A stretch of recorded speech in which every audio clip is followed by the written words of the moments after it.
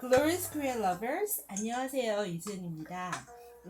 제가 미리 예고드렸듯이 오늘은 삼국 유사에 대해서 얘기하고 삼국에 대해서 얘기할 건데요. 일단 삼국의 생성 배경에 대해서 말씀드리겠고 제가 아직도 좀 몸이 회복이 덜 돼서 오늘은 제가 모습을 공개 안 하고 조금은 미스테리한 어떤 느낌으로 이제 기록 영상을 제작할 텐데요.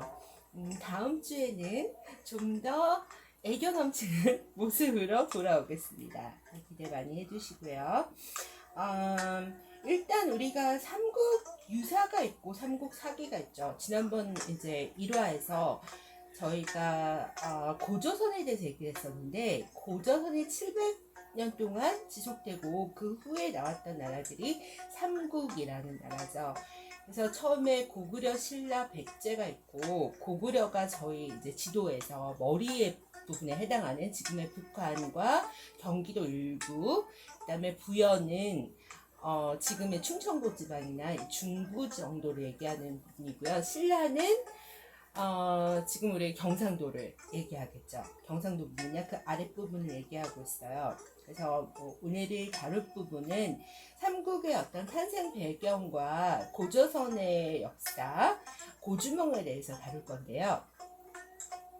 일단 이 삼국 사기와 삼국 유사의 차이점에 대해서 간단하게 다루고 넘어가겠습니다.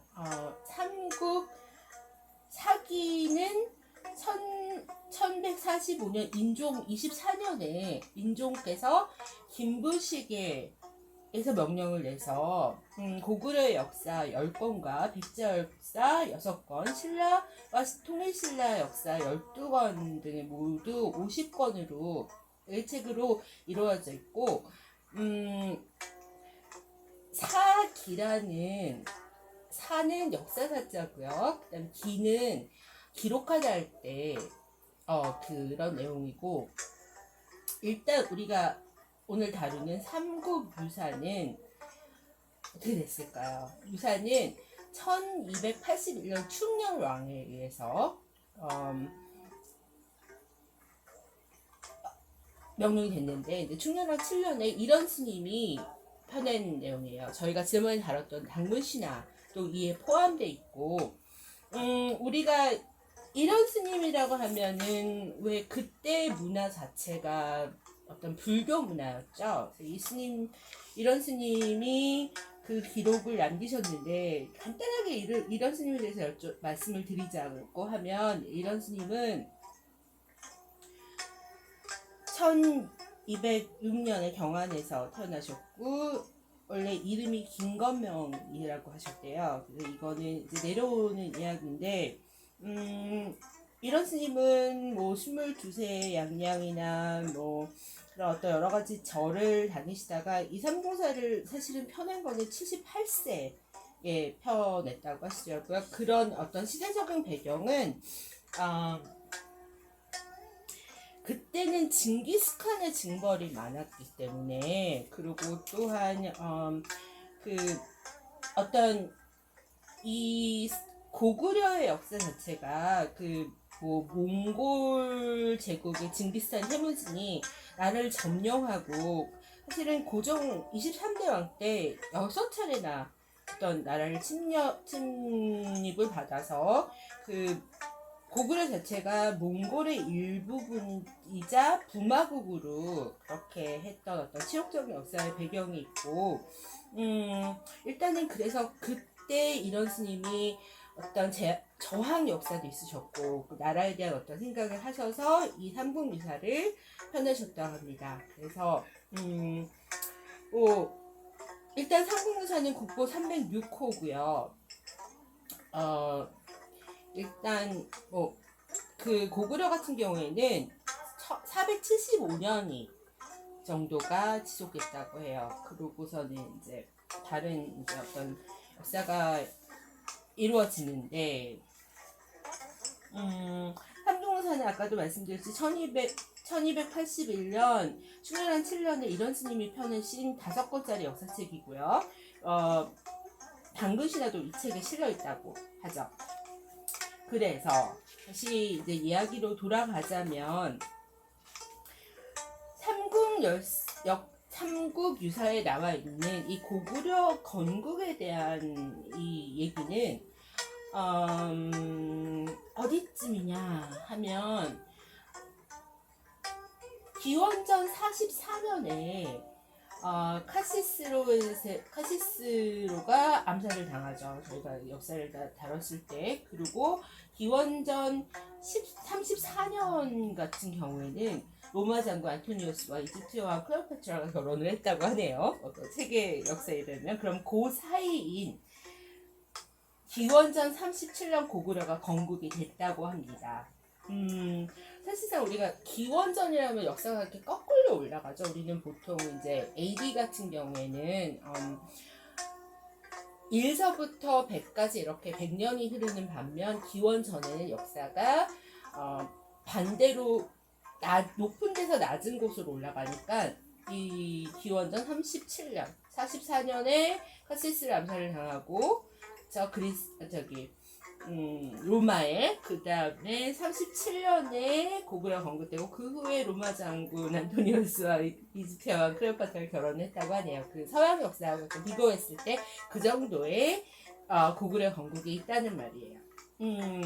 자, 그러면 우리가 대표적으로 고구려를 얘기할 때 고주몽이죠. 주몽. 고구려를 건국한 주몽에 대해서 얘기해야 되는데요. 고조선이 멸망하고 고구려 백제 신라가 등장을 하였고 이 세 나라는 뒤에 700년 동안 우리나라 역사를 이끌어 가는데요. 이때를 삼국시대를 부르겠죠. 그래서 뭐 고조선도 당군 신화처럼 건국의 신화가 있는데 이 얘기를 살펴보면 고구려에는 부여가 있었고요. 그 다음에 고구려가 있고 옥저가 있고 그 밑으로 쭉 내려가면 동해, 진안, 마한, 변한 정도 어떤 그런 나라들이 있었어요. 자, 우리가 그 설화를 얘기하는 주몽에 대해서 고구려의 주몽에 대해서 한번 얘기해 보려고 하는데요. 고구려 왕은 부여왕이라는 부여의 왕인 헤부르라는 왕이 있었어요. 근데 왕은 물려줄 아들이 없었는데 걱정을 하다가 산천에 제사를 지내면서 아들을 얻어달라고 빌었어요. 근데 어느 날 제사를 지내러 가던 헤부르가 길에서 빛나는 개구리, 황금 개구리를 모양의 그런 아기를 발견을 한 거예요. 헤부르는 이 아이를 아들로 삼고 금빛을 띤 개구리라는 뜻의 금화라고 불렀어요. 그래서 금화는 헤부르를 뒤를 따라 부여의 왕이 되었는데 어느 날 길을 나선 그 왕이 태박산 쪽으로, 저희가 당구신할 때도 태박산이 많이 등장했죠. 그래서 태박산 남쪽 우발수라는 강가에서 이제 물을 다스리는 시 하백의 딸 유화를 우연하게 만나게 됐어요. 유화는 이제 아버지 몰래 천체는 하늘을 다스리는 황제라는 뜻인데 그 천체의 아들인 해모수의 아들을 갖고 있었어요. 임신을 하고 있었는데 아버지가 화가 나서 쫓아낸 거예요. 그래서 금화왕은 유아를 궁궐로 데려와 아이를 낳을 수 있게 해주었는데 근데 이상한 일이 일어났어요. 유아가 커다란 알을 낳은 거예요. 사람을 낳아야 되는데 알을 낳다니 말이 안 되는 거죠. 그래서 깜짝 놀란 금화는 알을 버리고 명령을 했어요. 그래서 알을 갖다 버려라 그랬는데 참 신기하게도 이 버려진 알에 개와 돼지 어떤 짐승들이 보고서는 이게 놀라지를 않는 거예요. 그래서 또 알이 단단하면서도 알은 돌려도 깨지지 않았어요. 그래서 금왕이 어쩔 수 없겠다 하고 그 알을 유아에게 돌려주었어요. 근데 얼마 뒤 그 알에서 이제 알이 딱 부화를 하고 사내아이가 태어났죠. 그래서 아주 씩씩하게 생긴 아이였는데 세월이 흐르고 이 아이는 아주 뛰어난 재주를 가진 청년으로 자라났어요. 특히 활 쏘는 재주가 뛰어나 이름을 주몽이라고 별명까지 지었다는 거예요. 주몽이라는 거는 부여말로 활을 잘 쏘는 사람이란 뜻이죠. 그래서 뭐 저희 나라가 왜 양궁 같은 그런 종목들이 굉장히 뛰어나죠. 활도 잘 쏘고 그게 아마도 제 생각에는 우리 국민들이나 우리 한국 사람들 손끝이 야물지고 집중을 잘하고 이런 것도 있지만 이 주몽에서부터 오지 않았냐 하는 그런 추측도 하게 되는데요.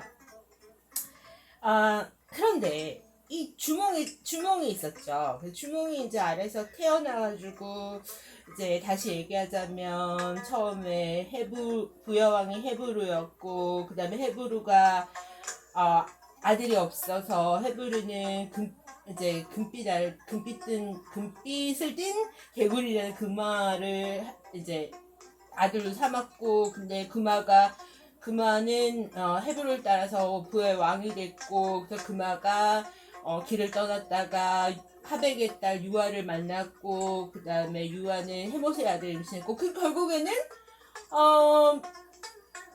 고주몽의 부모님은 어머니는 유아고 아버지는 헤모스예요. 그쵸? 그러면은 일단은 진짜 그 핏줄은 아니겠죠. 그렇지만 일단 궁궐에 들어온 거예요. 주몽이. 그래서 실제 왕이었던 금화왕에게는 7명의 아들이 있었는데 그 사람들은 자기의 그 진짜 핏줄의 동생이 아니잖아요. 의붓 동생이라 해야 되나? 그래서 이 재주 많은 주몽이 왕자를 빼앗을까 두려웠어요. 그래서 몰래 주몽을 죽이려고 했는데 이 위협을 느낀 주몽은 자신을 따르는 무리를 이끌고 부여에서 도망을 친 거예요. 그래서 뭐 어떤 군사를 데리고 왔겠죠. 근데 주몽도 위기를 만나게 된 게 이제 엄시수라는 강가에 이뤘는데 배가 없어서 강을 건들 수가 없었어요. 뒤쪽에서 왕자들이 보낸 그 7명의 왕자들이 보낸 군대가 함성을 지르면서 따라왔고 주몽이 막 소리를 쳤어요. 나는 천채와 하백의 손자다. 목숨이 위태로우면 어떻게 하겠는가? 이런 식으로 어쩌면 좋겠는가? 그랬더니 놀라운 일이 일어난 거예요. 강에 사는 물고기와 자라들이 모여서 다리를 놓여줬어요. 여기서 생각나는 게 우리가 왜 그 견우직녀 설화에서도 얘기할 때 제가 토테미즘을 지난번에 말씀드렸죠. 그게 뭐예요?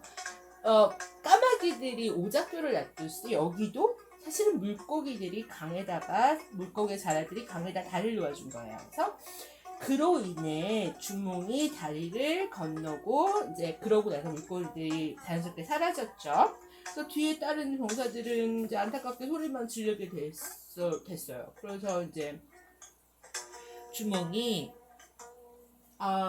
이제 압록강에 위치한 본졸이라는 곳으로 떠나고 그리고 그곳에 본졸에 도착하여 그곳에 나라를 세웠다는 이야기예요. 그래서 나라의 이름이 고구려라 짓고 자신의 성을 고치로 바꿨어요. 그래서 고주몽이 된 거죠.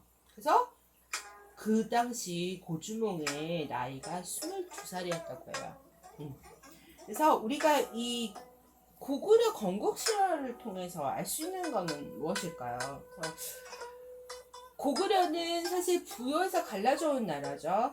아까도 말씀드렸듯이 징기스칸에 의해서 이제 뭐 부마국으로 전락하고 이 이야기가 나와 있는 삼공유사를 쓴 이런 스님의 그런 어렸을 때 하든지 아니면 징기스칸으로 나라를 뺏겼을 때의 그 내용들이 있었고 사실 이제 부여로 인해서 부여 왕실에서 다툼이 있어서 고구려에서 갈라져 나온 거고 주명 역시 이제 이 아래서 태어났다기보다는 금화왕의 실질적인 아들이라기보다는 사실 뭐 왕실에서 자란 어떤 그런 자손일 수도 있겠고요. 그거는 일단은 추측이고 그래서 금화왕의 아들과 싸워서 이제 패했죠. 해서 어쩔 수 없이 본졸로 도망쳤다는 그런 사실을 알 수도 있을 것이에요. 그래서 근데 전화위복이라고 오히려 본졸로 가서 고구려를 세우면서 그러면서 역사상 굉장히 강했던 나라 고구려를 세우게 된 거죠.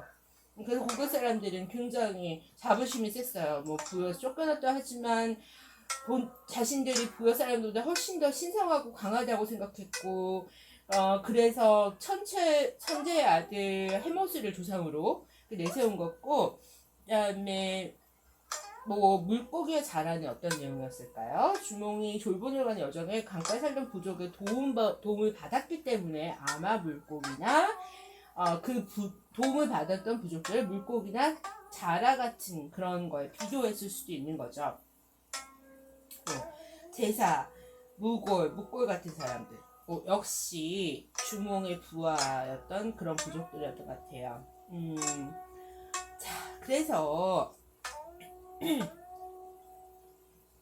고조선이 다음에는 어떻게 될까요? 고조선이 멸망한 뒤 삼국이 시작됐지만 사실 우리 민족 역사가 두 번째로 나타난 나라는 부여였고, 부여는 기원전 3세기경에 세부터 서기 494년까지 600년간 존재한 나라고, 부여의 영토가 어딘지는 아직 정확하게 알 수가 없어요. 하지만 중국 만주에 있는 송화관 주변에 넓은 평화가 부여일 것이라고 어떤 예측을 하고 있어요.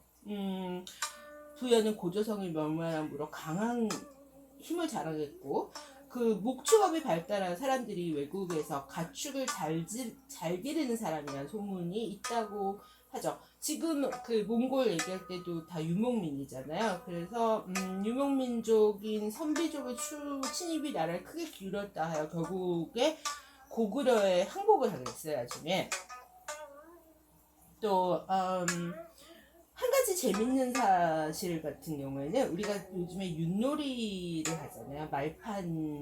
말판에 부여의 벼슬 이름들에서 유래했다는 얘기가 있는데, 도는 돼지, 개는 개, 걸은 양, 윷은 소, 모는 말. 그래서 부여의 벼슬 이름인 거가, 구가, 우가, 마가가 거기서 나왔다고 해요. 그리고 또한 우리나라 민족 백이민족으로 하는데, 그 백이민족의 그 역사를 얘기해서 뭐 부여 사람들은 흰색을 신성하게 생각했고, 여기서 즐거 입었던 흰옷이었던 우리나라의 풍습을 전해 내려서 우리나라 민족을 백이민족이라고 불렀다 합니다.